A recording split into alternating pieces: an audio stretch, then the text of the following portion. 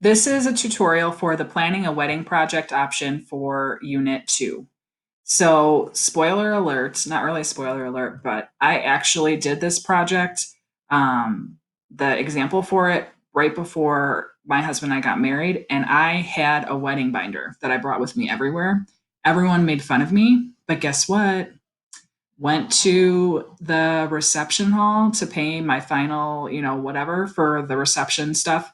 And I met one of my soul sisters there who had her very own wedding binder too. And we all talked with our families about the fact that they thought I was crazy and she was crazy, but ended up really thinking that it was the best thing we could have done. So just wanted to give you that feedback that this project does translate after high school. And I've had a lot of past students say that they use their wedding binder or however you decide to store it if you keep it in their actual weddings. So I've taken a lot of people's opinions on this, and hopefully it'll help you to kind of see if having a wedding of your dreams is something that you want to work towards.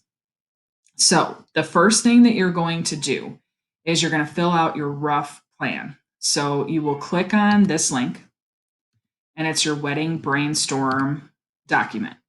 You are going to want to make a copy of it, put your first and last name as the title, and then save it because you're going to have to turn this in.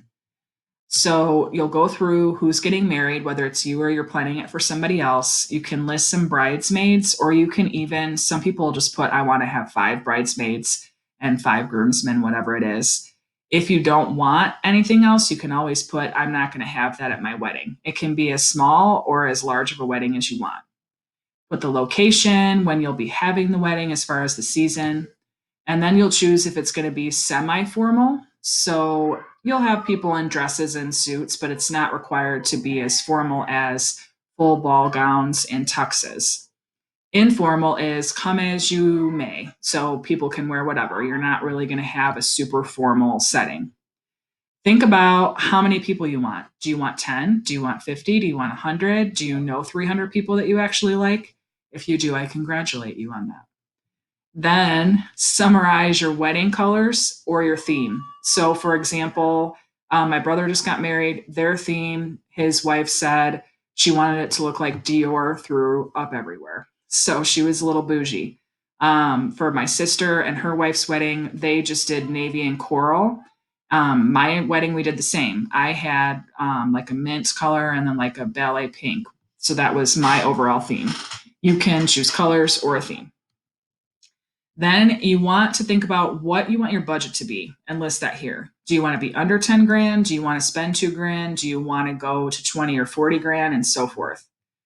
Last, you put where you're planning on going for your honeymoon. Then you can list 5 must haves, certain pictures that you want taken, a location that you want to have it at, and so forth. That wraps up the brainstorm. So once you have the brainstorm done, then you're going to move on to the inspiration board, and there's a template for it. So if you click on this, you're going to be led to the template for the wedding project. It's going to ask you to make a copy.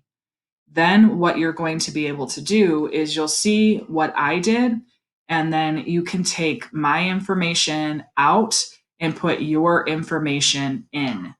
Make sure that you title this with your first and last name. So on here, you want to look at putting your pre-budget sheet on here. So where you're going to get that, if you scroll down